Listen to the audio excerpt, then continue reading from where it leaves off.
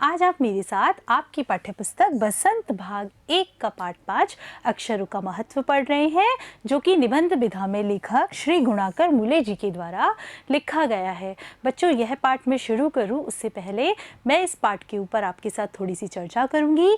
इस पाठ का एक छोटा सा परिचय आपको दूंगी। चलते हैं परिचय की तरफ। बच्चों, यह पाठ लेखक गुणाकर मूले जी के द्वारा अक्षरों की खोज के बारे में लिखा गया है। बच्चों, अक्षर आप लोग जानते हैं अक्षर क्या होते हैं। अक्षर का शाब्दिक अर्थ होता है जिसका की शरण ना हो, जिसका की कभी नाश ना हो, वह अक्षर कहलाता है। बच्चों, अक्षरों से आपकी पहचान पहली कक्षा में ही हो गई थी। जब आपने विद्यालय में प्रवेश लिया था तब आप अक्षरों के बारे में नहीं जानते थे। फिर आपके जो भी शिक्षक या शिक्षिका है उन्होंने धीरे धीरे आपको वर्ण सिखाए, अक्षर सिखाए। फिर आप शब्द को जानने लगे, पढ़ने लगे, लिखने लगे। फिर आप वाक्य लिखने लगे और वाक्य पढ़ने भी लगे। इस तरह आप पुस्तकें पढ़ने लगे। तो क्या आपके मन में आज कभी यह विचार आता है कि यह अक्षर किसने बनाए होंगे या इन अक्षरों की खोज किसने की होगी? अगर नहीं आता है तो आपको सोचना है, आपको भी अक्षरों के बारे में चर्चा करनी है। आज हम और आप लेखक गुणाकर मूले जी के माध्यम से इन अक्षरों के बारे में ही चर्चा करेंगे कि ये जो अक्षर हैं इनकी खोज किसने की, ईश्वर ने की या मानव ने की। अगर हमारे पास अक्षर नहीं होते तो क्या होता, यह सब आज हम इस पाठ में पढ़ेंगे। अक्षरों की खोज होने से मानव अपने संचित ज्ञान को एक पीढ़ी से दूसरी पीढ़ी तक पहुंचाने लगा, जिससे मानव जाति का विकास तेजी से होने लगा।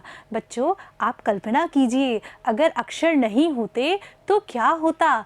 हमारे पास आज ज्ञान का बहुत संचित भंडार है। हमारे पास वेद है, पुराण हैं, बहुत प्राचीन बड़े बड़े ग्रंथ हैं।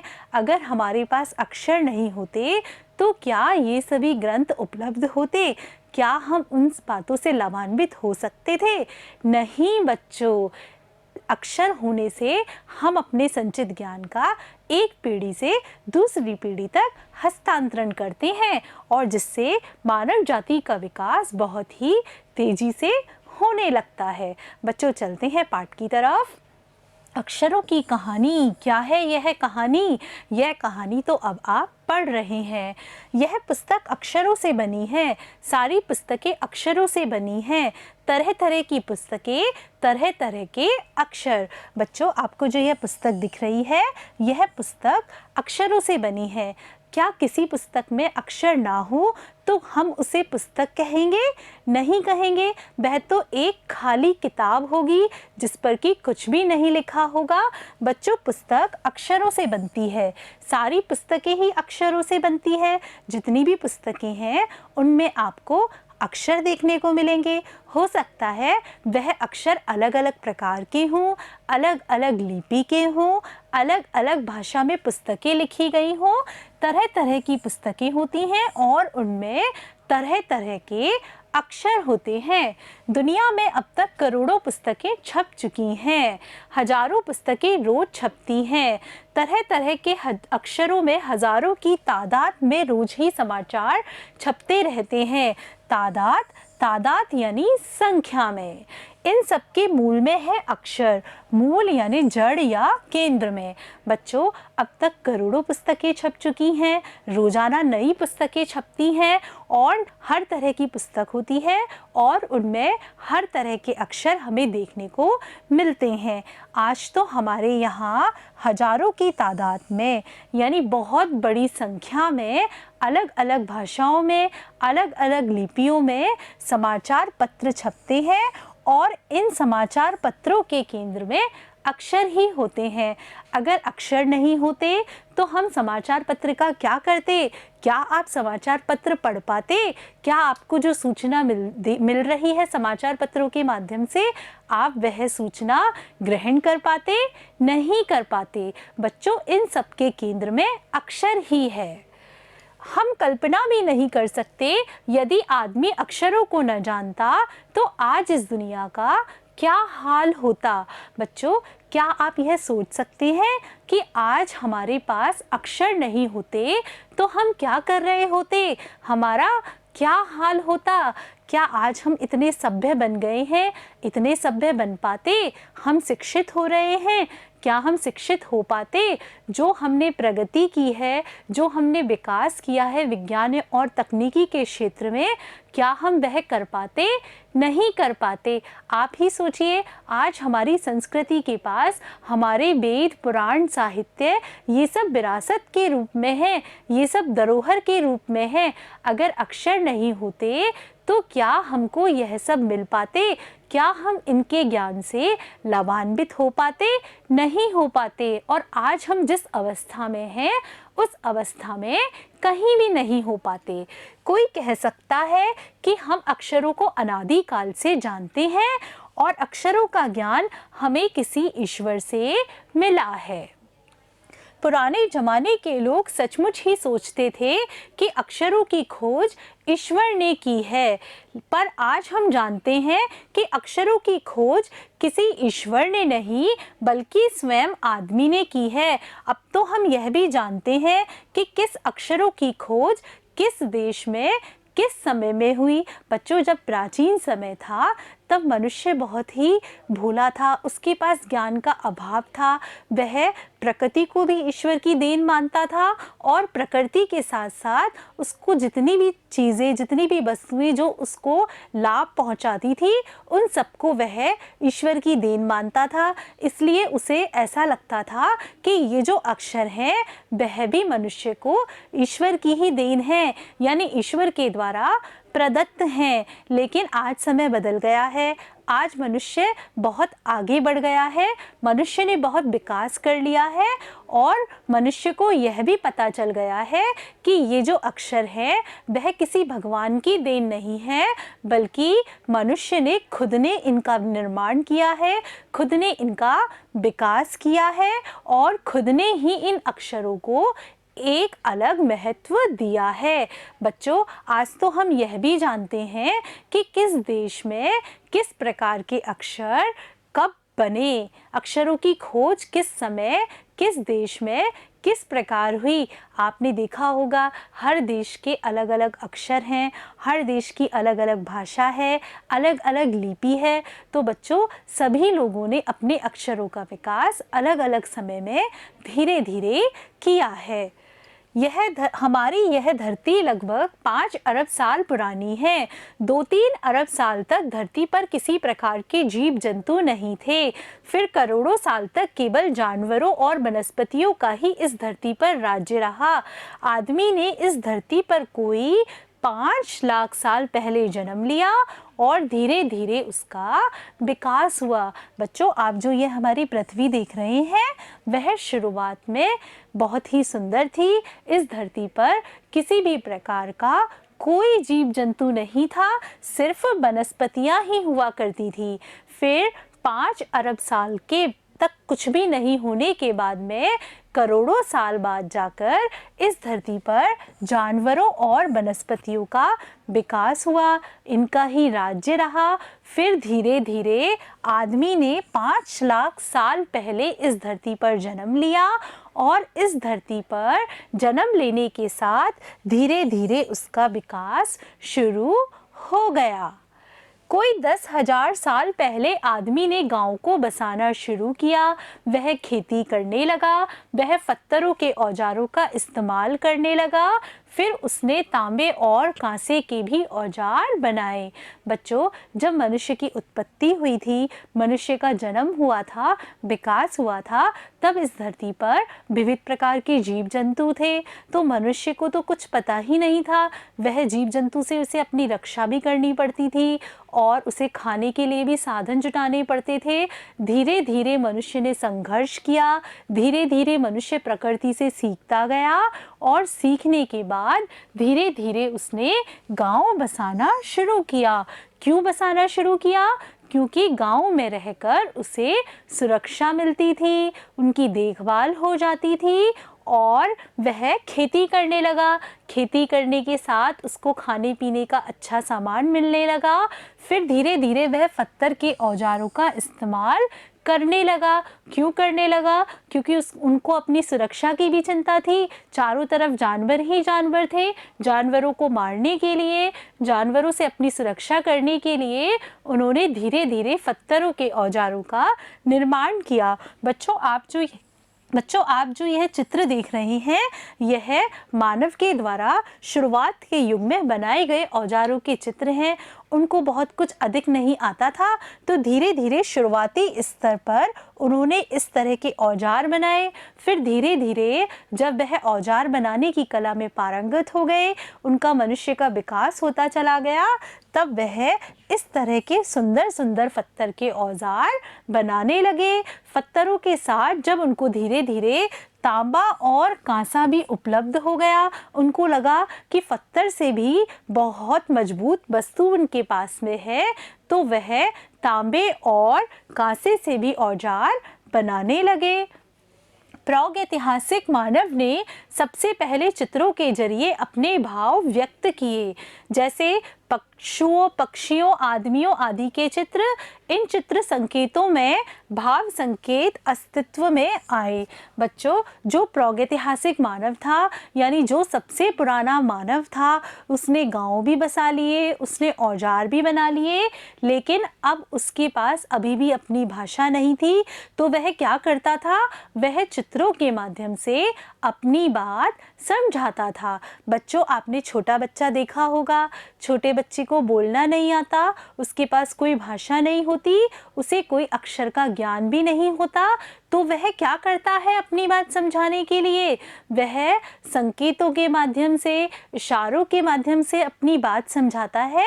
वैसे ही ये जो प्रागैतिहासिक मानव है, वह चित्रों के माध्यम से अपनी बात समझाने लगे। जैसे पशुओं, पक्षियों, आदमी के चित्र, यानी उन्हें पक्षियों के बारे में बात करनी होती तो वो पक्षियों के चित्र बना देते, पशुओं के बारे में बात करनी होती तो पशुओं के चित्र बना देते, आदमियों के बारे में कोई घटना बतानी होती तो वह उस घटना का आदमी से संबंधित चित्र बना दिया करते थे। इन चित्र संकेतों के बाद में भाव संकेत अस्तित्व में आए। भाव संकेत यानी अपने चेहरे के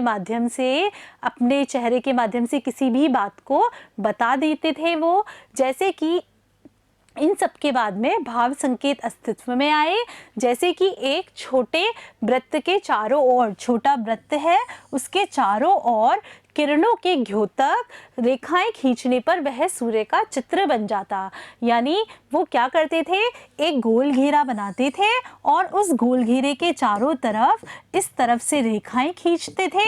तो इसका क्या अर्थ हो जाता था कि वह सूर्य के बारे में बात कर रहे हैं। बाद में यही चित्र ताप और धूप का द्योतक बन गया। द्योतक यानी जानकारी देने वाला बन गया।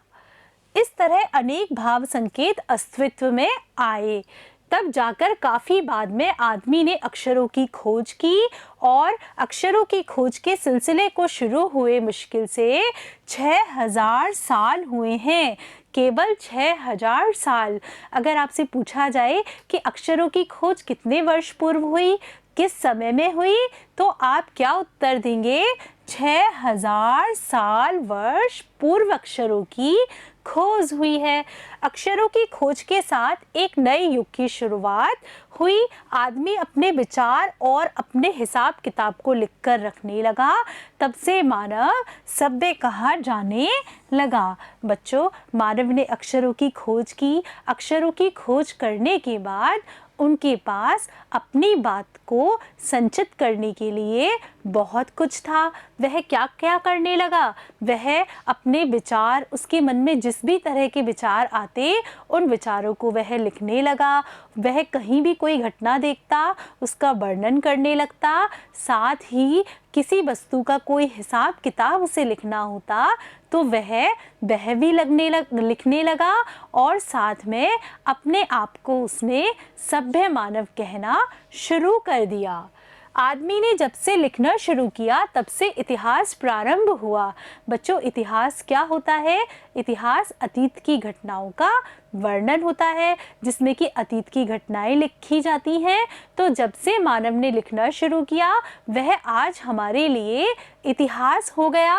और किसी भी कौम या देश का इतिहास तब से शुरू होता है जब से आदमी के लिखे हुए लेख मिलने लग जाते हैं। बच्चों, इतिहास हम किसे मानेंगे? इतिहास हम उसे मानेंगे जब से मानव ने जो कुछ भी लिखा अपने बारे में, उसके लिखे हुए लेख हमें मिलने लगे। मानव तो इस दुनिया में लिखे जाने के बहुत सालों पूर्व भी विद्यमान था, लेकिन उसके पास कोई लिपि नहीं थी। लेकिन जब वह लिखने लगा, उसके पास अक्षर आ गए और हमें उनके द्वारा लिखे गए लेख लिखने लगे, तब से हम इतिहास का प्रारंभ मानते हैं।